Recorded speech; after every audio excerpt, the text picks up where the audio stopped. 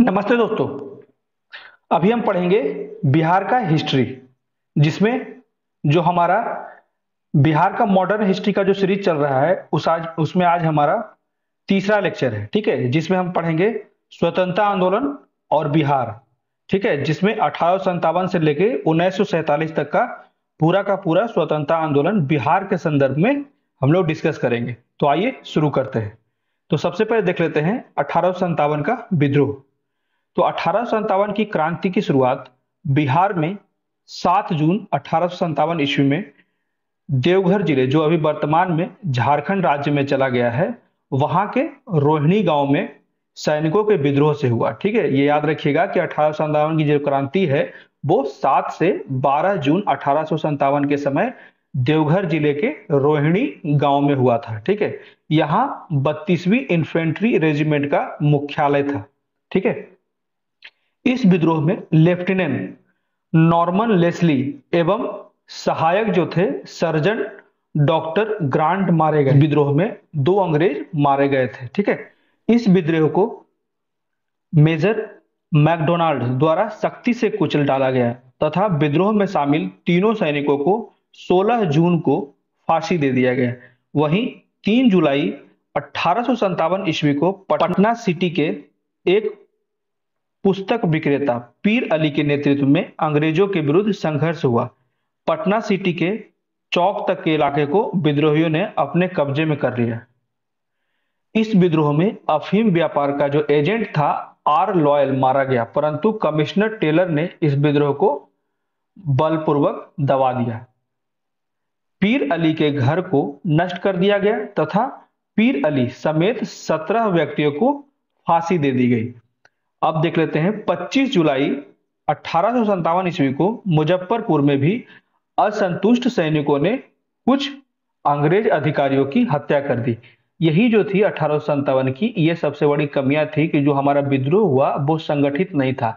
एक समय पे एक सभी स्थानों पर अगर शुरू होता तो इसका इम्पैक्ट बहुत बड़ा होता और अंग्रेजों को कुचलने में बहुत ही समस्या होती, लेकिन अलग अलग समय में ये विद्रोह को शुरुआत किया गया अलग अलग जगहों पे, जिससे कि अंग्रेजों को इस विद्रोह को कुचलने में आसानी हुई। ठीक है, उसी समय दानापुर के 3 रेजिमेंटों के सैनिक विद्रोही हो गए। ठीक है, सैनिक जो थे वो विद्रोही हो गए और उन्होंने शाहाबाद जिले में पहुंचकर जगदीशपुर के जमींदार जो थे वीर कुंवर सिंह, यहां से उनका कार्य शुरू होता है। वीर कुंवर सिंह से मिलकर संघर्ष आरंभ किया तो कुंवर सिंह ने कमिश्नर टेलर के आग्रह को ठुकरा कर अपने 4000 सैनिकों के सहयोग से संघर्ष प्रारंभ किया। सबसे पहले उन्होंने 27 जुलाई को आरा पर आक्रमण कर दिया। ठीक है, वीर कुंवर सिंह ने 3 विद्रोही सैनिक थे उनके साथ मिलकर, ठीक है, अंग्रेजों के विरुद्ध संघर्ष शुरू कर दिया। आरा में हुए युद्ध में कैप्टन डनवर सहित कई अंग्रेज सैनिक मारे गए। 30 जुलाई 1857 ईस्वी को सरकार को तत्कालीन उस समय का जो सारण, तिरहुत, चंपारण और पटना जिला में सैनिक शासन लागू किया गया। ठीक है, वहीं कुंवर सिंह को आरा छोड़ना पड़ा। इसके बाद कुंवर सिंह ने नाना साहब से मिलकर 26 मार्च 1858 को आजमगढ़ में अंग्रेजों को हराया। 13 अप्रैल 1858 ईस्वी को कैप्टन ग्रांट के नेतृत्व में आई ब्रिटिश सेना को कुंवर सिंह ने पराजित कर दिया। यहाँ पे देखिए, कैप्टन ग्रांट को भी पराजित कर दिया कुंवर सिंह ने। लेकिन इस लड़ाई से पूर्व शिवपुर घाट पर नदी पार करते समय ब्रिगेडियर डगलस के, ये नाम याद रखिएगा, ब्रिगेडियर डगलस के तोप के गोले से उनका जो बायां हाथ बुरी तरह से घायल हो गया तथा 2 दिन बाद उनकी मृत्यु हो गई। कुंवर सिंह की मृत्यु हो गई। ठीक है, संघर्ष का क्रम उनके भाई अमर सिंह ने आगे बढ़ाया। शाहाबाद में उनका नियंत्रण बना रहा। 9 नवंबर 1858 ईस्वी तक अंग्रेजों का इस क्षेत्र पर अधिकार नहीं हो सका। ठीक है, 9 नवंबर 1858 ईस्वी तक यहाँ पे अधिकार नहीं हो सका। महारानी द्वारा क्षमादान की घोषणा के बाद ही इस क्षेत्र में विद्रोहियों ने हथियार डाले। अब देख लेते हैं होम रूल मूवमेंट। 1916 ईस्वी में भारत में होम रूल आंदोलन प्रारंभ हुआ। ये देखिए एनी बेसेंट का चित्र है और ये बाल गंगाधर तिलक का। ठीक है, तो श्रीमती एनी बेसेंट के नेतृत्व में मद्रास में, ठीक है, तथा बाल गंगाधर तिलक के नेतृत्व में पुणे, मतलब कि महाराष्ट्र में, ठीक है, होम रूल लीग की स्थापना हुई। 16 दिसंबर 1916 ईस्वी को पटना में मजरूल हक के नेतृत्व में एक सभा का आयोजन हुआ, जिसमें पटना में होम रूल की स्थापना पर विचार विमर्श के उपरांत बिहार में होम रूल की शाखा की स्थापना की गई, जिसके अध्यक्ष थे मौलाना मजरूल हक तथा सचिव बने चंद्रवंशी सहाय और वैद्यनाथ नारायण सिंह। ये याद रखिएगा, तीनों का नाम याद रखिएगा, क्योंकि बीपीएससी इसी तरह का सवाल पूछता है, सभी का नाम दे देता है। ठीक है, अब देख लेते हैं चंपारण सत्याग्रह। तो बिहार का चंपारण जिला 1917 ईस्वी में महात्मा गांधी द्वारा भारत में सत्याग्रह के प्रयोग का पहला स्थान था। महात्मा गांधी ने सबसे पहले जो सत्याग्रह का उपयोग किया था वो बिहार का चंपारण जिला ही था। उस समय वहां अंग्रेज भूमिपतियों द्वारा किसानों को बलपूर्वक नील की खेती के लिए बाध्य किया गया। किसानों को प्रत्येक बीघे, ये याद रखिए कंडीशन, किसानों को प्रत्येक बीघे पर 3 कट्ठा जमीन में नील की खेती अनिवार्य कर दी गई। ठीक है, जिसे 3 कठिया व्यवस्था भी कहा जाता है। इसके बदले में उन्हें उचित मजदूरी भी नहीं मिलती थी। इसके कारण किसानों तथा खेतीहर मजदूर में भयंकर आक्रोश था। 1916 के कांग्रेस के लखनऊ अधिवेशन में राजकुमार शुक्ल ने इस समस्या की तरफ देशवासियों का ध्यान आकृष्ट किया तथा ब्रज किशोर प्रसाद ने एक प्रस्ताव प्रस्तुत किया, जिसमें इन समस्याओं के निदान के लिए एक समिति के गठन की बात कही गई। मुरली भरहवा गांव के निवासी, ये भी याद रखिएगा, मुरली भरहवा गांव, ठीक है, मुरली भरहवा गांव के निवासी राजकुमार शुक्ल के अनुरोध पर गांधी जी कलकत्ता से 10 अप्रैल 1917 को पटना पहुंचे तथा वहां से मुजफ्फरपुर तथा दरभंगा होते हुए 15 अप्रैल को 1917 को मोतिहारी, जिसे चंपारण में पहुंचे। ठीक है, तो ये पूरा जितना भी स्पॉट है याद रखिएगा कि गांधी जी कलकत्ता से चले थे, उसके बाद पटना पहुंचे, पटना से मुजफ्फरपुर और फिर दरभंगा, उसके बाद ही चंपारण पहुंचे। ठीक है, स्थानीय प्रशासन ने हालांकि उनके आगमन तथा आचरण को गैर कानूनी घोषित कर दिया और उन्हें गिरफ्तार कर लिया, किंतु बाद में बिहार के तत्कालीन उपराज्यपाल एडवर्ड गेट ने गांधी जी को वार्ता के लिए बुलाया और किसानों के कष्ट की जांच के लिए एक समिति का गठन का प्रस्ताव रखा, जो चंपारण कमेटी के नाम से जाना जाता है।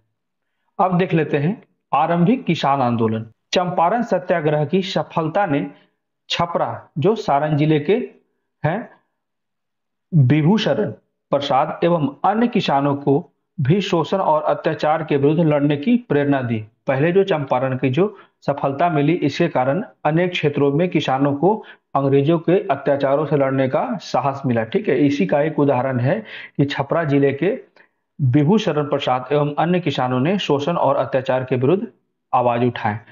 जून 1919 ईस्वी में मधुबनी जिले के किसानों को दरभंगा राज के विरुद्ध आंदोलन के लिए स्वामी विद्यानंद नाम के से विख्यात जो थे विभूषण प्रसाद ने संगठित किया। उन किसानों को संगठित किया अंग्रेजों के विरुद्ध लड़ाई के लिए। ठीक है, लगान वसूली के क्रम में राज्य के गुमास्तों के अत्याचार के विरोध और जंगल से फल और कड़ी प्राप्त करने के अधिकार की प्रस्तुति इसे आंदोलन की मुख्य विशेषता थी। ठीक है, तो आंदोलन का जो विस्तार था धीरे धीरे पूर्णिया, मतलब कि बिहार का पूर्वी क्षेत्र, सहरसा, भागलपुर और मुंगेर जिले तक हो गया।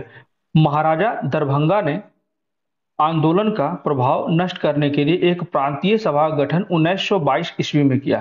कालांतर में महाराजा ने किसानों की कुछ मांगे स्वीकार कर ली और आंदोलन शिथिल पड़ गया। किसान सभा 1922-23, ये बहुत ही इंपॉर्टेंट टॉपिक है, बीपीएससी का बहुत ही फेवरेट टॉपिक है किसान सभा। ठीक है, किसान सभा, किसान आंदोलन, मजदूर आंदोलन, ये सब बहुत इंपॉर्टेंट है।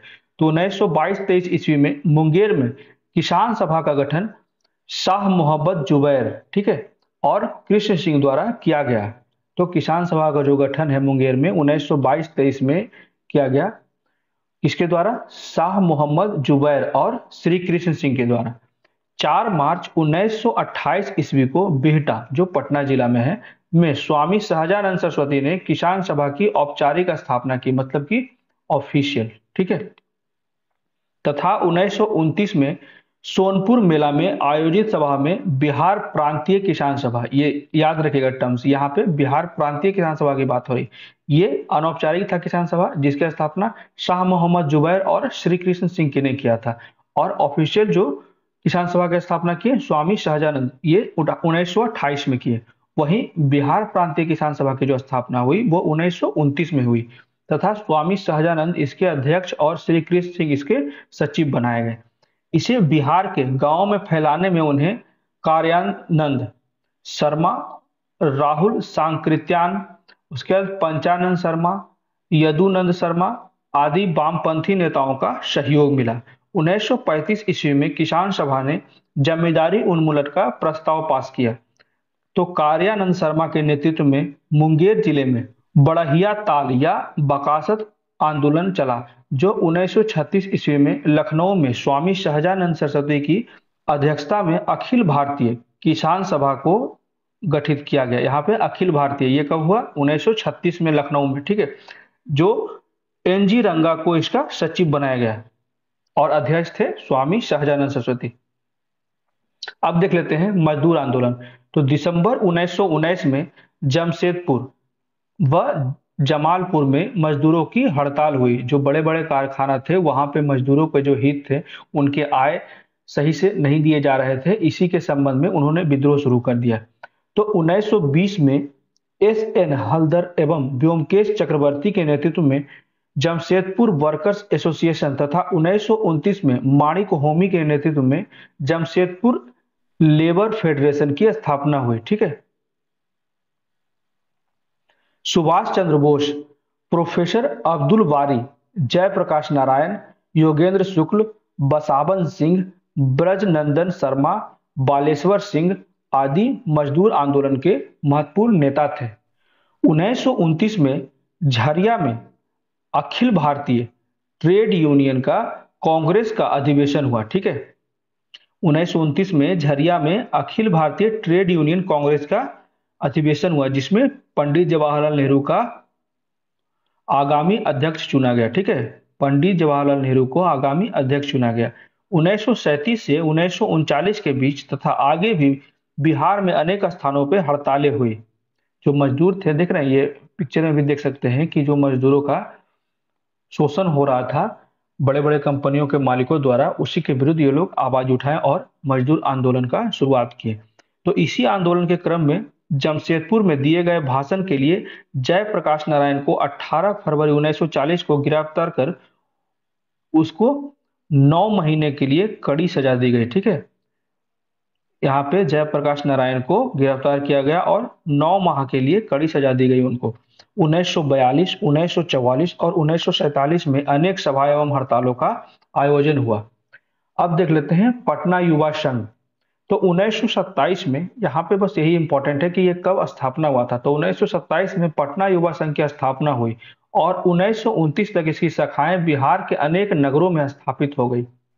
इसके फलस्वरूप बिहार में युवा आंदोलन ने जोर पकड़ा। अब देख लेते हैं खिलाफत आंदोलन। ये कब हुआ था? 1919 में। खलीफा के विरोध कर दिया गया था, जब टर्की के जो खलीफा का विरोध हुआ, इसीलिए इस्लाम धर्म गुस्सा हो गया था और इसका विद्रोह किया था।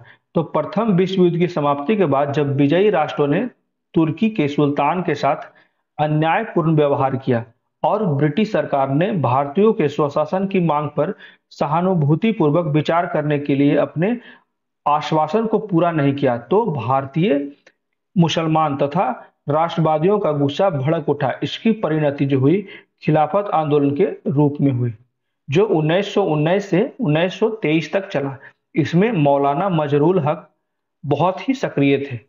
16 फरवरी 1919 को पटना में हसन इमाम की अध्यक्षता में एक सभा हुई, जिसमें खलीफा के प्रति मित्र राष्ट्रों द्वारा उचित व्यवहार के लिए लोकमत बनाने की बात कही गई। 30 नवंबर 1919 को एक सभा में हसन इमाम ने शांति समारोह के बहिष्कार की बात कही। मौलाना अब्दुल कलाम आजाद के नेतृत्व में रांची में भी ऐसा ही प्रस्ताव पारित किया गया। वहीं 19 मार्च 1920 को मुसलमानों ने समूचे बिहार में हड़ताल की, जिसका व्यापक असर देखा गया। अप्रैल में खिलाफत आंदोलन के प्रमुख नेता मौलाना शौकत अली पटना आए। 1920 में खिलाफत आंदोलन पूरे बिहार में फैल गया। अब देख लेते हैं असहयोग आंदोलन, जो कि 1920 में हुआ था।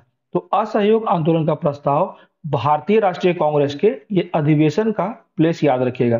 तो असहयोग आंदोलन का प्रस्ताव जो है भारतीय राष्ट्रीय कांग्रेस के कलकत्ता अधिवेशन में सितंबर 1920 में पारित हुआ, किंतु इसके पूर्व बिहार में असहयोग आंदोलन का प्रस्ताव पारित हो चुका था और राष्ट्रवादियों ने सरकार से असहयोग आरंभ कर दिया। 29 अगस्त 1918 को कांग्रेस ने अपने बंबई अधिवेशन में मॉन्टेग्यू चेम्सफोर्ड पर विचार किया, जिसकी अध्यक्षता बिहार में प्रसिद्ध बैरिस्टर हसन इमाम ने की। अधिवेशन में रिपोर्ट पर असंतोष जाहिर करते हुए ब्रिटिश सरकार पर दबाव डालने के लिए हसन इमाम के नेतृत्व में एक प्रतिनिधि मंडल जो है वो इंग्लैंड भेजने का प्रस्ताव किया गया। इस बीच क्रांतिकारियों के दमन के लिए ब्रिटिश सरकार द्वारा रोलेट एक्ट के कुछ उपबंधों का इस्तेमाल किया गया। अब हो गया असहयोग आंदोलन को आगे देखते हैं। तो इस काल में कानून के खिलाफ गांधी जी के नेतृत्व में पूरे देश में जन आंदोलन छिड़ गया। बिहार में 6 अप्रैल 1919 को हड़ताल हुआ। असहयोग आंदोलन के क्रम में मजरूल हक, डॉक्टर राजेंद्र प्रसाद, ब्रज किशोर प्रसाद, मोहम्मद शफी और अन्य नेताओं ने विधायिका के चुनाव से अपनी उम्मीदवारी वापस ले ली। ये सभी असहयोग आंदोलन के क्रम में अपनी अपनी उम्मीदवारी वापस ले ली।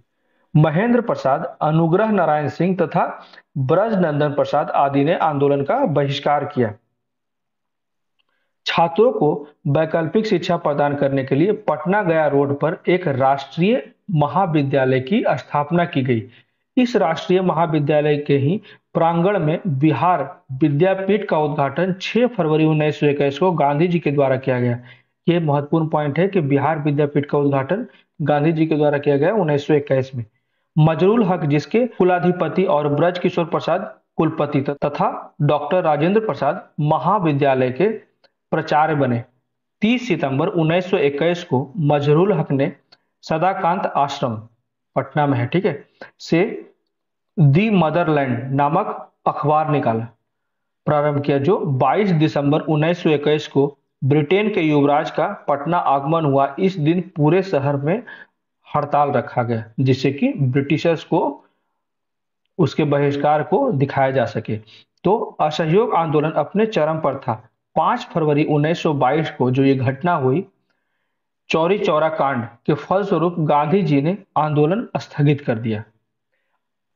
इसके बाद 10 मार्च 1922 को गांधी जी गिरफ्तार कर लिए गए। इस घटना का असर बिहार पर भी हुआ तथा असहयोग आंदोलन का प्रभाव समाप्त होने लगा। तो खिलाफत आंदोलन एवं असहयोग आंदोलन ने बिहार में राजनैतिक चेतना जगाने में निर्णायक भूमिका निभाई। बिहार अब पूरी तरह राष्ट्रीय आंदोलन की मुख्य धारा से जुड़ गया।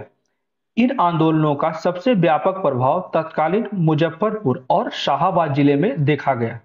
आरा, गया, रोधी, गिरिडीह, मुंगेर, किशनगंज, पूर्णिया के नगर में भी इसके प्रभाव देखे गए। पटना इसका मुख्य केंद्र था। मुसलमानों में भी एक नई चेतना जगी। ब्रिटिश सरकार से असहयोग आंदोलन के क्रम में ही फुलवारी शरीफ में मौलाना सज्जाद द्वारा इमारते सरिया संस्था का गठन हुआ, जो अभी भी सक्रिय है। ठीक है, इमारते सरिया जो मौलाना सज्जाद द्वारा संस्था का गठन किया गया है। इसका कार्य जो था क्षेत्र बिहार एवं उड़ीसा था और इसके माध्यम से मुसलमानों द्वारा सभी धार्मिक एवं सामाजिक मामलों में सरकारी संस्थानों की सहायता के बिना निर्णय लेना और इसका समाधान करने की व्यवस्था की गई। ठीक है, एक ये अलग सरकार की तरह कार्य करते थे। अब देख लेते हैं स्वराज दल। 1922 में कांग्रेस का 38वां अधिवेशन बिहार के गया में हुआ, ये याद रखिएगा। 1922 में कांग्रेस का जो 38वां अधिवेशन है वो गया में हुआ। इसके जो अध्यक्ष थे देशबंधु चितरंजन दास और मोतीलाल नेहरू। ठीक है, इस अधिवेशन में कांग्रेस द्वारा विधायिका में भाग लेने या इसके बहिष्कार को जारी रखने के मुद्दे पर बहस हुई और निर्णय बहिष्कार के पक्ष में गया, परंतु मोतीलाल नेहरू, चितरंजन दास और सत्यमूर्ति आदि विधायिका में प्रवेश करने के पक्ष में थे। यहाँ पे दो गुट था। कुछ लोग चाहते थे कि विधायिका में आकर वहां पे अपने लोगों के लिए कार्य कर सके। लेकिन ये लोग चाहते थे, कांग्रेस के और लोग, कि वो विधायिका में बिना गए उसका बहिष्कार करे। पूरा का पूरा ब्रिटिश सरकार के जो प्रणाली है, कार्य प्रणाली, उसी का बहिष्कार करने की बात कर रहे थे। ठीक है, तो बिहार में इसी के संदर्भ में तो इन्होंने, मोतीलाल नेहरू, चित्तरंजन दास और सत्यमूर्ति आदि ने विधायिका में प्रवेश करने के पक्ष में, यही तीन लोग थे, और इन्होंने एक अलग से स्वराज दल का गठन किया। बिहार में फरवरी 1923 में स्वराज दल की संगठन का जो शाखा था, एक ब्रांच था, उसका गठन किया गया बिहार में, तथा श्री कृष्ण सिंह इसके नेता बनाए गए। 2 जून को पटना में इसकी आरंभिक बैठक हुई। बिहार में स्वराज दल का विशेष प्रभाव नहीं पड़ा। स्वराज दल की बिहार में विफलता दिसंबर 1923 तक स्पष्ट हो चुकी थी, तथा 1925 ईस्वी तक यह दल अप्रभावी हो गया।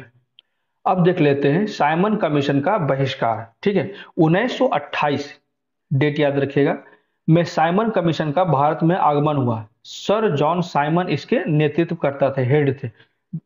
तो सर जॉन साइमन के नेतृत्व में एक आयोग भारत में मॉन्टेग्यू चेम्सफोर्ड सुधारों की प्रगति की जांच करने के उद्देश्य से संगठित हुआ था, जिसके सभी सदस्य जो थे गोरे थे। तो यहीं पे विरोध होना शुरू हो गया कि ये जो आयोग बनाया गया है, इसमें अगर सभी सदस्य अंग्रेज हैं तो वो भारत के हित के बारे में कैसे सोचेंगे।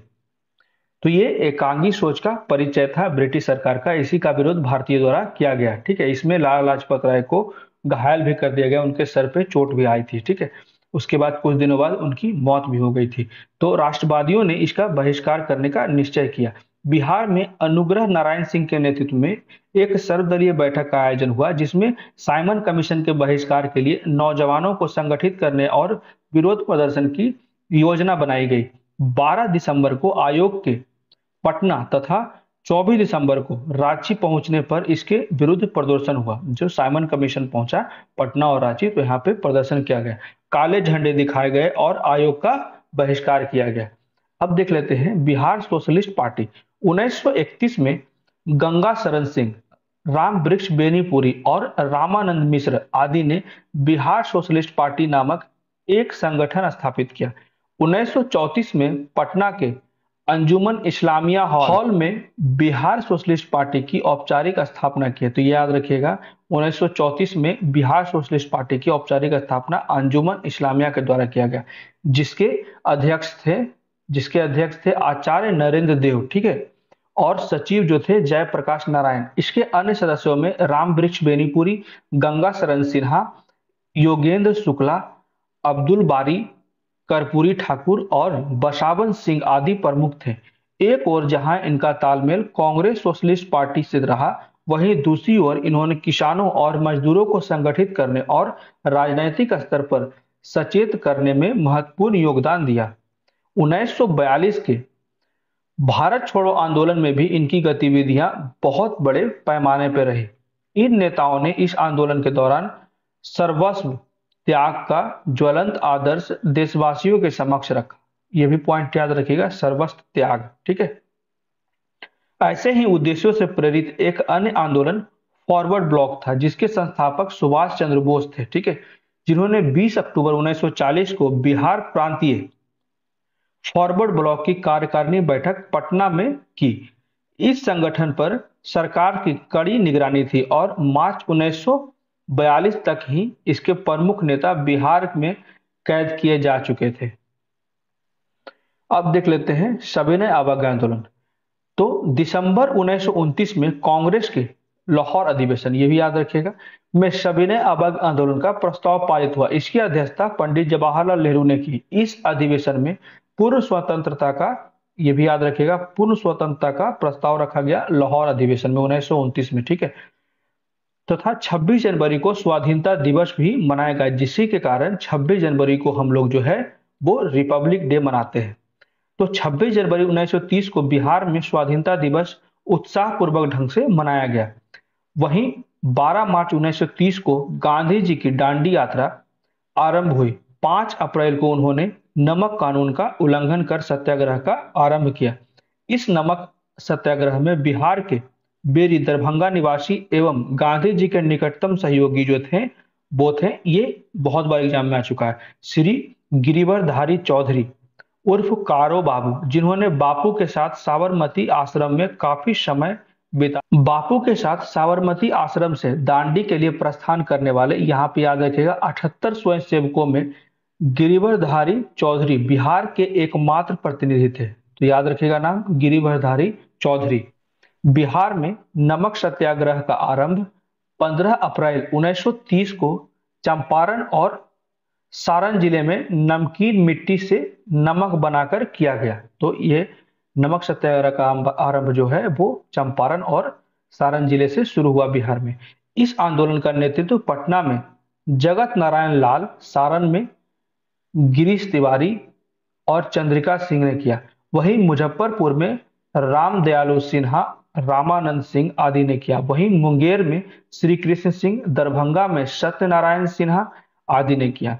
4 मई 1930 को गांधी जी की गिरफ्तारी हुई। इसके विरोध में पूरे बिहार में प्रदर्शन हुए तथा 9 मई 1930 को बिहार में बिहार प्रदेश कांग्रेस कमेटी ने विदेशी वस्त्रों और शराबों की दुकानों के आगे धरना का प्रस्ताव रखा। इसी आंदोलन के क्रम में बिहार में चौकीदारी कर बंद कर देने के लिए भी आंदोलन किया गया। तो 26 जनवरी 1932 को समस्त बिहार में स्वाधीनता दिवस मनाया गया। 7 अप्रैल 1934 को गांधी जी ने अपने एक वक्तव्य में सविनय अवज्ञा आंदोलन स्थगित करने की सलाह दी। 18 मई 1934 को बिहार प्रदेश कांग्रेस कमेटी ने इसका समर्थन किया तथा बिहार में यह आंदोलन स्थगित हो गया। अब देख लेते हैं नखास पिंड आंदोलन। नखास पिंड आंदोलन का योगदान विशेष रूप से सविनय अवज्ञा आंदोलन के दिनों में नमक कानून भंग करने में रहा। नखास पिंड नामक स्थान जो है पटना जिला में है, ठीक है, जिसे नमक कानून भंग करने के लिए चुना गया। पटना में 16 से 21 अप्रैल 1930 के बीच नखास पिंड चलो का नारा गूंज रहा था। यहाँ के लोगों ने गांधी जी के आह्वान पर नमक सत्याग्रह चलाते रहने का दृढ़ संकल्प लिया और पुलिस के जुल्म के आगे कभी भी नहीं झुके। तो 16 अप्रैल 1930 को सर्च लाइट के मैनेजर और पटना नगर कांग्रेस कमेटी के सचिव अंबिका कांत सिंह के नेतृत्व में लोगों का एक जत्था पटना के नखास पिंड नामक स्थान की ओर गया और नमक कानून भंग करने के लिए शुरुआत किया, परंतु पुलिस द्वारा इसे रास्ते में ही रोककर कुछ लोगों को गिरफ्तार कर लिया गया। इससे लोगों में उत्तेजना फैल गई और पुलिस से उनका संघर्ष हुआ। इसी बीच दूसरी तरफ से कुछ जत्थे नखास पिंड पहुंच गए और नमक बनाकर नमक कानून का उल्लंघन किया, भंग किया। इस आंदोलन में बिहार के अनेक प्रमुख नेताओं ने भाग लिया था, जिसमें प्रमुख थे, ये जो अनेक नेता भाग ले रहे हैं ना, ये बहुत ही इंपॉर्टेंट एग्जाम के लिए, जिसमें प्रमुख अब्दुल बारी, राजेंद्र प्रसाद, आचार्य जेबी कृपलानी थे। अब देख लेते हैं भारत छोड़ो आंदोलन 1942 में हुआ था। 5 अगस्त 1942 को बंबई में, प्लेस याद रखिएगा, कांग्रेस कार्यकारिणी की बैठक में भारत छोड़ो प्रस्ताव को स्वीकार कर लिया गया। अखिल भारतीय कांग्रेस समिति ने इस प्रस्ताव को 8 अगस्त को स्वीकार किया तथा गांधी जी ने करो या मरो का नारा दिया। उन्हें गिरफ्तार कर लिया गया, तुरंत ही गिरफ्तार कर लिया गया। 9 अगस्त को सरकार ने अध्यादेश जारी करके कांग्रेस को गैर कानूनी संगठन घोषित कर दिया। 9 अगस्त 1942 को राजेंद्र प्रसाद, मथुरा बाबू, श्री कृष्ण सिंह, अनुग्रह बाबू इत्यादि बिहार के नेता गिरफ्तार कर लिए गए, जबकि श्री बलदेव सहाय ने सरकारी नीतियों के विरोध में महाधिवक्ता के पद से इस्तीफा दे दिया। वहीं सीताराम केसरी, श्री कृष्ण सिंह, श्रीमती भगवती देवी आदि ने आंदोलन को संगठित करने में अहम भूमिका निभाई। 11 अगस्त 1942 को विद्यार्थियों के एक हुजूम समूह ने पटना में सचिवालय भवन के पूर्वी गेट पर, जो अभी भी है, जो विधानमंडल है ना, उसका पूर्वी जो गेट है, वहां की बात हो रही है, तो पूर्वी गेट पर राष्ट्रीय ध्वज फहराया। छात्रों के इस कार्रवाई पर पटना के तत्कालीन, जो उस समय के जिलाधिकारी थे, WG ऑर्चर के आदेश पर पुलिस ने निहत्थे छात्रों पर अंधाधुंध गोलियां चला दी। देखिए, इन छात्रों की मृत्यु हो गई है और इसी पूर्वी गेट पे ये मूर्तियां भी बनी हुई है, ठीक है, जो बहुत ही प्रसिद्ध है। भारत के संघर्ष का ये जीता जागता गवाह है। ये जो है भारत छोड़ो आंदोलन के समय हुआ था, ठीक है। तो इस गोलीकांड में 7 छात्र, यही जो 7 लोग, 1 2 3 4 5 6 7 लोगों का मूर्ति है, ठीक है, जिसमें उमाकांत प्रसाद सिंह, रामानंद सिंह, सतीश प्रसाद झा, देवी पद चौधरी, राजेंद्र सिंह, राम गोविंद सिंह और जगपति कुमार शहीद हो गए तथा अनेक छात्र घायल हुए। स्वतंत्रता प्राप्ति के बाद इस स्थान पे शहीद स्मारक का निर्माण हुआ, जो आप पिक्चर में देख सकते हैं। इस स्मारक का शिलान्यास जो है बिहार के प्रथम राज्यपाल जय रामदास दौलत राम के हाथों 15 अगस्त 1947 को हुआ। वहीं इसका औपचारिक अनावरण देश के प्रथम राष्ट्रपति डॉक्टर राजेंद्र प्रसाद द्वारा 1956 में हुआ। सबसे पहले इसका अनावरण हुआ प्रथम राज्यपाल जो थे जयराम दास दौलत राम, और उसके बाद औपचारिक जो अनावरण हुआ वो प्रथम राष्ट्रपति डॉक्टर राजेंद्र प्रसाद के द्वारा 1956 में हुआ। इस गोलीकांड के विरोध में 12 अगस्त 1942 को पटना में पूर्ण हड़ताल रही। पटना सचिवालय गोलीकांड में मरने वालों का जो शहीद लोग थे और उनका नाम और स्थान बताया गया है। तो जैसे उमाकांत प्रसाद सिंह उर्फ रमन जी, जिसे संबंधित है नरेंद्रपुर सारण से। वहीं रामानंद सिंह जो है वो शहादत नगर वर्तमान में धनरुआ पटना से है। सतीश प्रसाद झा जो है वो खड़हरा भागलपुर से है। जगपति कुमार जो है वो खराटी ओबरा थाना औरंगाबाद से है। वहीं देवी पद चौधरी जो है वो सिलहट जमालपुर से संबंधित है। राजेंद्र सिंह जो है बनवारी चक सारण से है। तो सारण से 2 लोग हैं, पटना से 1 लोग है, ठीक है, पटना से यहाँ भी है। राम गोविंद सिंह दशरथा पटना से संबंधित है। 2 लोग पटना से है, 2 लोग सारण से, कम से कम 4 लोग तो याद रहेंगे। उसके बाद 3 लोग में भागलपुर हो गया, औरंगाबाद हो गया और जमालपुर हो गया, ठीक है।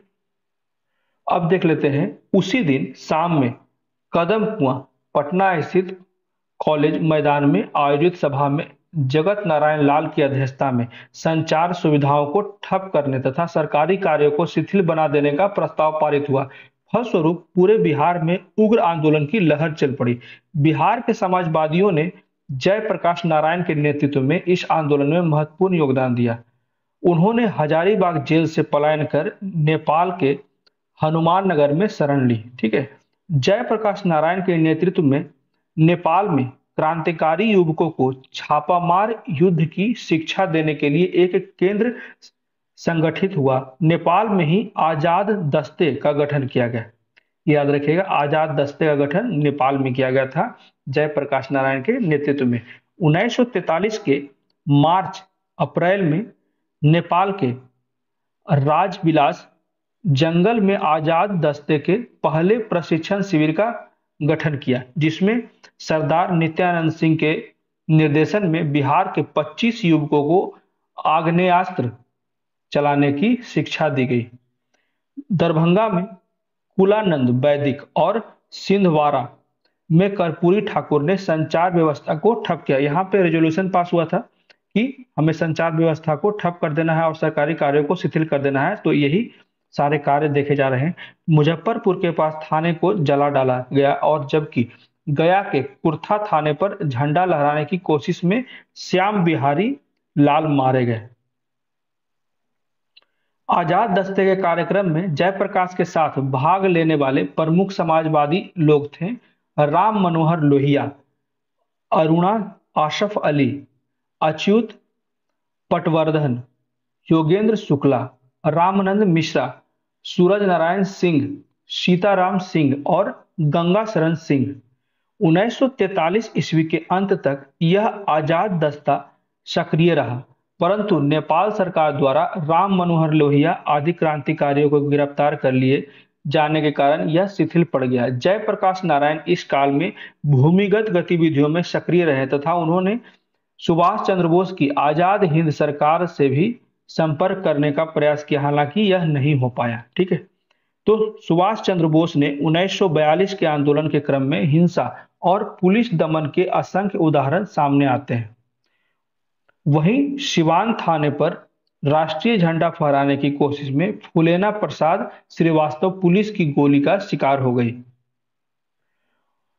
सारण में ये जगह और व्यक्ति का नाम जरूर याद रखिएगा। ये मैच द फॉलोइंग या बीपीएससी में रेगुलर आता रहता है। जब आप प्रीवियस ईयर क्वेश्चन देखेंगे या आगे मैं दूंगा तो उसमें भी बहुत से क्वेश्चन इससे रिलेटेड आएंगे। तो सारण में जगलाल चौधरी ने पुलिस थाने को जला डाला और चंपारण में एक पृथक सरकार बना लिया।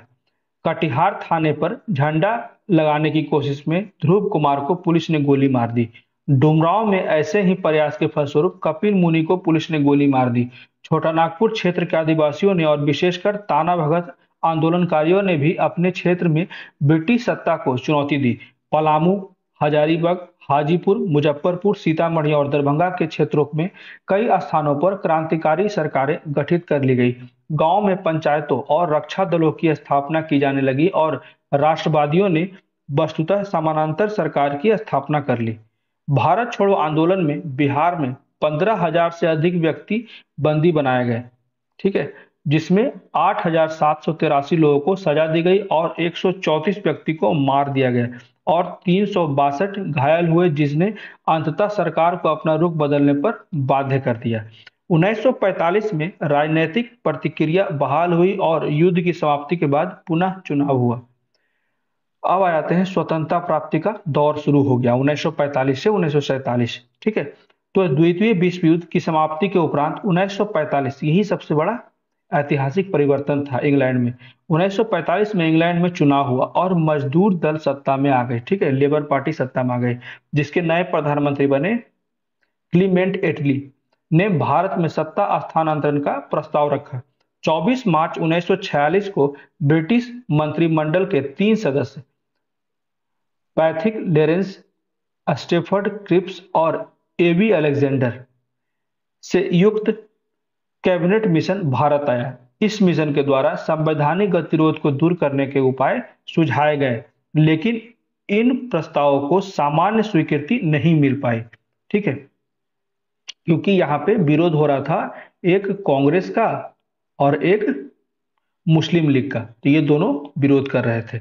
देश भर में चुनाव हुए, किंतु कांग्रेस और मुस्लिम लीग में गतिरोध बने रहने के कारण सरकार निर्माण में आरंभ में हालांकि बाधा पहुंची, परंतु 2 दिसंबर 1946 को कांग्रेस द्वारा सरकार का गठन हुआ। इस सरकार में बिहार के डॉक्टर राजेंद्र प्रसाद और जगजीवन राव शामिल थे, ठीक है। 9 दिसंबर 1946 को स्वतंत्र भारत का संविधान बनाने के लिए संविधान सभा का सत्र डॉक्टर सच्चिदानंद अस्थायी अध्यक्ष थे, याद रखिएगा, अस्थायी अध्यक्ष थे, की अध्यक्षता में आरंभ हुआ। बाद में डॉक्टर राजेंद्र प्रसाद संविधान निर्मात्री सभा के पूर्णकालिक अध्यक्ष बने और कांग्रेस और मुस्लिम लीग में देश के विभाजन के प्रश्न पर समझौता हो जाने के बाद 15 अगस्त 1947 को भारत स्वतंत्र हो गया।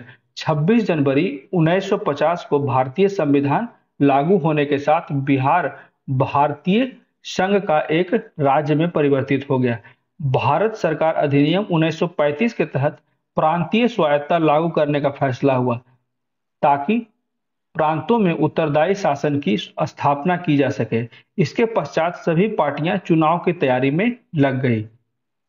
वहां तो हो गया स्वतंत्रता, उसके बाद की कुछ बैकग्राउंड है जिसे पढ़ना भी जरूरी है।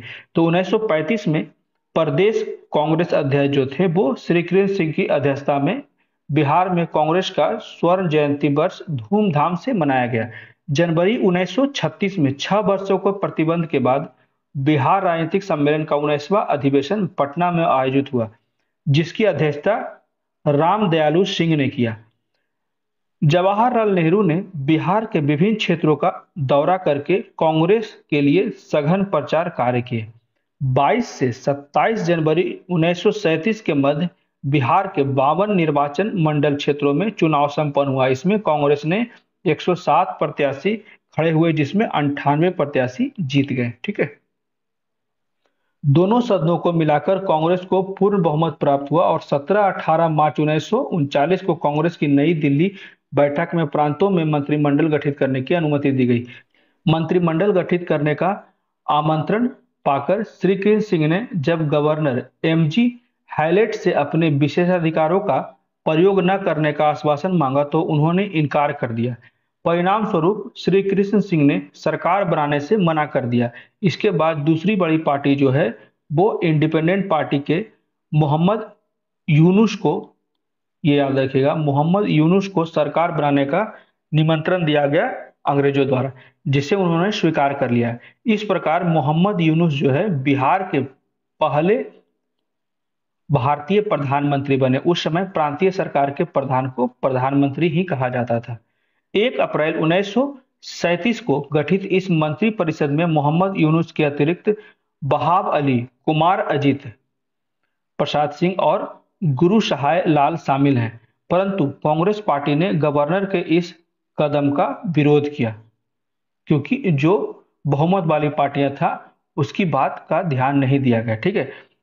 21 जून 1937 को वायसराय लिन लिथगो, वायसराय भी याद रखिएगा, जो जो इम्पोर्टेंट है ना, 1905 से लेके 1947 तक जो जो इम्पोर्टेंट इवेंट हुए हैं, ठीक है, सारे के समय 1907 हो गया, उसका 1916 हो गया, ये सारे 1919, 1920, 1922, ठीक है, ये सारे समय, उसके बाद 1930 से 1931, 1932, ये जो गोलमेज सम्मेलन हुआ, इस समय भी कौन कौन गवर्नर थे, ये सारी बातें याद रखिएगा। उसके बाद जितने भी, चाहे 1909 का हो एक्ट, 1919 का हो, 1935 का, उस समय ये महत्वपूर्ण जो इवेंट्स थे, उस समय जो ब्रिटिश का गवर्नर था उसे जरूर याद रखिएगा। ठीक है। तो 21 जून 1937 को वायसराय लिनलिथगो ने आश्वासन दिया कि भारतीय मंत्रियों के वैधानिक कार्यों में राज्यपाल हस्तक्षेप नहीं करेगा। इसके उपरांत कांग्रेस कार्यकारिणी ने सरकार बनाने का फैसला किया। फलतः मोहम्मद यूनुस को त्यागपत्र देना पड़ गया, क्योंकि वो पहला पसंद नहीं था लोगों का, जो निर्वाचित थे श्री कृष्ण सिंह, वो पहला पसंद थे। तो 20 जुलाई 1937 को बिहार में श्री कृष्ण सिंह के नेतृत्व में कांग्रेस मंत्रिमंडल का गठन हुआ, जिसमें अनुग्रह नारायण सिंह, डॉक्टर सैयद महमूद, जगलाल चौधरी आदि शामिल हुए। राम दयालु सिंह विधानसभा के अध्यक्ष तथा अब्दुल बारी उपाध्यक्ष निर्वाचित हुए। सितंबर 1939 में जब द्वितीय विश्व युद्ध प्रारंभ हुआ और ब्रिटेन की सरकार ने भारत के युद्ध में शामिल करने का निर्णय लिया, तो विरोध स्वरूप कांग्रेस ने सरकार को मना कर दिया। ठीक है। तो फलतः सभी प्रांतों में सरकारों का विघटन हो गया। वहीं बिहार में भी श्री कृष्ण सिंह ने 31 अक्टूबर 1939 को त्यागपत्र देकर मंत्रिमंडल को भंग का कर दिया। ठीक है। मार्च 1946 में बिहार में एक बार फिर चुनाव संपन्न हुआ। इस बार विधानसभा की 153 सीटों में कांग्रेस ने 98 सीटें जीती और मुस्लिम लीग ने 34, और भी अन्य थे। ठीक है। तो 30 मार्च 1946 को श्री कृष्ण सिंह के नेतृत्व में बिहार में फिर से सरकार गठन किया गया। तो कांग्रेस द्वारा अंतरिम सरकार के गठन का मुस्लिम लीग ने प्रतिक्रियात्मक जवाब दिया तथा देश भर में दंगे भड़काने लगे। तो बिहार में भी दंगे का प्रभाव पड़ा। छपरा, बांका, जहानाबाद, मुंगेर आदि जिलों में दंगे का ज्यादा प्रभाव पड़ा। डॉक्टर राजेंद्र प्रसाद तथा आचार्य कृपलानी ने लोगों से शांति बनाए रखने की अपील की। 6 नवंबर 1946 को गांधी जी ने बिहार के नाम एक पत्र जारी किया, जिसमें उन्होंने कहा कि बिहार में फैले दंगे पर काफी दुख व्यक्त किया और पंडित जवाहरलाल नेहरू ने भी बिहार आकर दंगाग्रस्त इलाकों का दौरा किया। तो दिसंबर 1946 ईस्वी में जब संविधान सभा के अस्थायी अध्यक्ष डॉक्टर सच्चिदानंद सिन्हा का अध्यक्षता में भारतीय संविधान सभा का अधिवेशन शुरू हुआ, तो मुस्लिम लीग के सदस्य इसमें सम्मिलित नहीं हुए थे। ये भी पॉइंट याद रखिएगा। जब अस्थायी अध्यक्ष जो थे संविधान सभा के सच्चिदानंद सिन्हा, उसके अध्यक्षता में जब संविधान सभा का अधिवेशन शुरू हुआ, उसमें मुस्लिम लीग के सदस्य शामिल नहीं हुए थे। 20 फरवरी 1947 ईस्वी को ब्रिटिश प्रधानमंत्री एटली ने जून 1948 तक भारत को स्वाधीनता प्रदान करने की घोषणा की। इस बीच 5 मार्च 1947 को गांधी जी बिहार की यात्रा पर आए और वह जब तक बिहार में रहे प्रार्थना, शांति और एकता का संदेश देते रहे। 14 मार्च 1947 ईस्वी को लॉर्ड माउंटबेटन भारत के वायसराय बनाए गए। ठीक है। 14 मार्च 1947 ईस्वी को। जुलाई 1947 में इंडियन इंडिपेंडेंट बिल जो है वो संसद में प्रस्तुत किया गया और आखिरकार 15 अगस्त 1947 को भारत और पाकिस्तान दो स्वतंत्र राष्ट्र के रूप में स्थापित हो गए। देश की स्वतंत्रता की इस यादगार घड़ी में बिहार में भी खुशियां मनाई गई।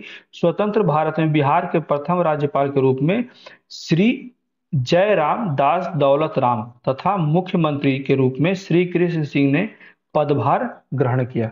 यह है वो क्षण जिस समय भारत आजाद हुआ था। भारत और पाकिस्तान दोनों अलग अलग राष्ट्र बनाए गए। ठीक है। तो ये पूरा का पूरा हमारा मॉडर्न हिस्ट्री था, और भी इससे संबंधित बहुत सी टॉपिक है जिसे मैं अलग अलग से देता रहूंगा, क्योंकि मॉडर्न बहुत ही इंपॉर्टेंट है बीपीएससी के लिए। और जैसे ही ये हिस्ट्री खत्म हो जाएगा, फिर मैं हर एक सब्जेक्ट का टॉपिक वाइज एमसीक्यू देना शुरू कर दूंगा, ठीक है। तो कैसा लगा मेरा वीडियो, प्लीज मुझे कमेंट करके बताएं। मेरे वीडियो को ज्यादा ज्यादा लाइक करें, शेयर करें और मेरे चैनल को सब्सक्राइब करें। Thank you.